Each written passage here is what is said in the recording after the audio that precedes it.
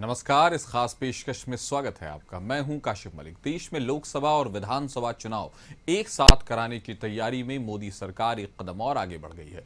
One nation one election पर Ramnath Kovind committee ने जो रिपोर्ट राष्ट्रपति को सौंपी थी उसे कैबिनेट की मंजूरी मिल गई है। आगे क्या संभावनाएं हैं और इसके लिए क्या प्रक्रिया हो सकती है वो हम बताएंगे। वन नेशन वन इलेक्शन प्रस्ताव को मंजूरी दे दी है। संसद के शीतकालीन सत्र में बिल पेश किया जा सकता है। 15 अगस्त को स्वतंत्रता दिवस पर लाल किले से दिए अपने भाषण में प्रधानमंत्री ने वन नेशन वन इलेक्शन की वकालत की थी।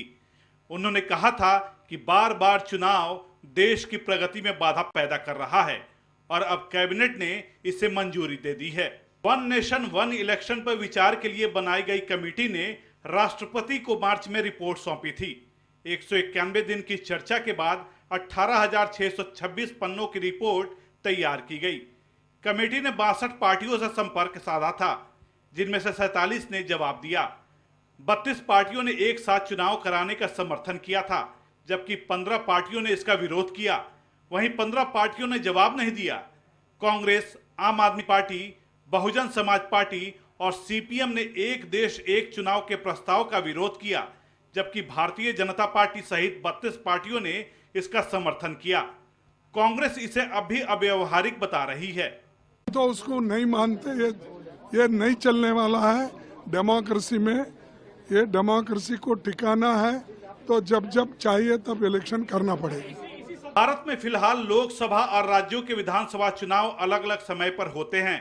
वन नेशन और वन इलेक्शन का मतलब है कि पूरे देश में एक साथ ही लोकसभा और विधानसभा के चुनाव हों, यानी मतदाता लोकसभा और राज्य के विधानसभाओं के सदस्यों को चुनने के लिए एक ही दिन एक ही समय पर या चरणबद्ध तरीके से अपना वोट डालेंगे। आजादी के बाद 1952, 1957, 1962 और 1967 में लोकसभा और विधानसभा के चुनाव एक साथ हुए थे, लेकिन 1968 और 1969 में कई विधानसभाएं समय से पहले ही भंग कर दी गई। उसके बाद 1971 में लोकसभा भी भंग कर दी गई। इस वजह से एक देश एक चुनाव की परंपरा टूट गई, लेकिन विपक्ष इसे सही नहीं बता रहा है। What is the proposal made by the cabinet?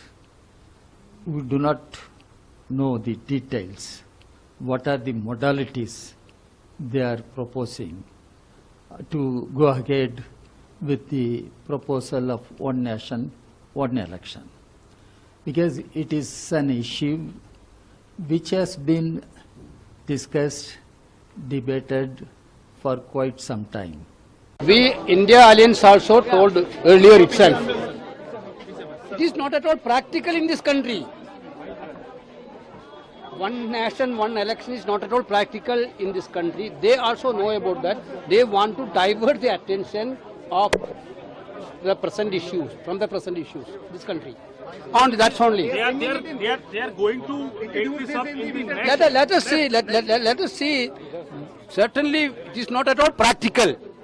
India Alliance is not in favor of it. Congress Party is not in favor of it. India Alliance already told this thing earlier. One nation one election के सवाल पर cabinet के decision हुए हैं कि देश में एक साथ चुनाव कराया जाए, और ये हमको स्टंट दिखता है। व्यवहारिक रूप से कैसे लागू हो जाएगा, इसके मसौदे क्या होंगे, खुल करके पीपुल डोमेन में बातों को केंद्र की सरकार को रखनी चाहिए। दुनिया में लोकतांत्रिक देशों में भारत का एक पहला स्थान है।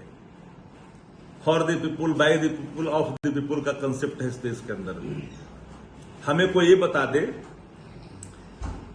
कि लागू कब से होगा। कमेटी ने जो मुख्य सिफारिशें की है वो भी जानते हैं।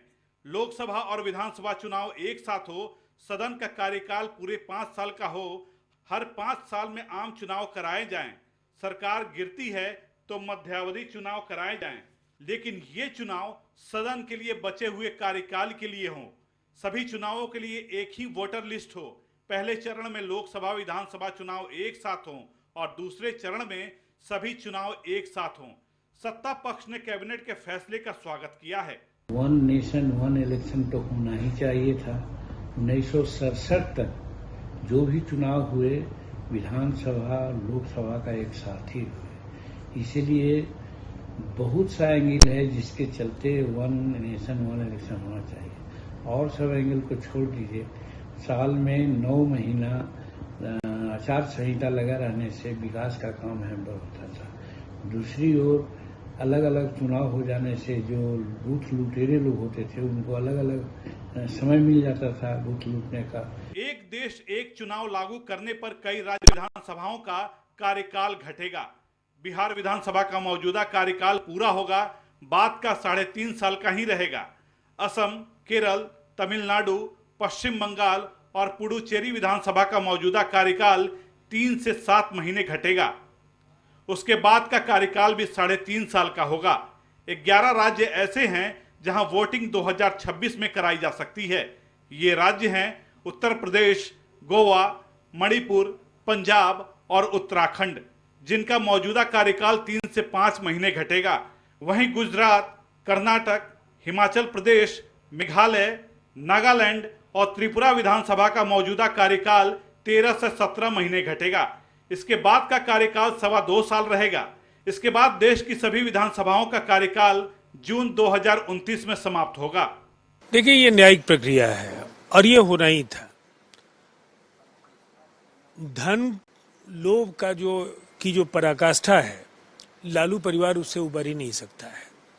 बिहार की जनता की परवाह नहीं है, केवल संपत्ति अर्जन को लेकर जो उनकी बेचैनी है, कहीं न कहीं उन्हें तमाचा लगना था। और इस संबंध से एक बार फिर जो भ्रष्टाचार को लेकर दोहरे मानदंड हैं लालू परिवार और तेजस्वी यादव की, वो कहीं न कहीं एक बार सामने आ गए हैं। कानून को अपना काम करना है और निसंदेह वो होना है। बीजेपी और उसके सहयोगी दल वन नेशन वन इलेक्शन के पक्ष में हैं, तो विपक्षी दलों ने इसका विरोध किया है। सरकार का कहना है कि एक साथ चुनाव कराना जनहित में होगा। इससे आर्थिक विकास तेज होगा और महंगाई नियंत्रित होगी। कैबिनेट ने इसे पास कर दिया है और अब संसद के शीतकालीन सत्र में विधेयक लाया जाएगा। ब्यूरो रिपोर्ट, कशिश न्यूज। बिहार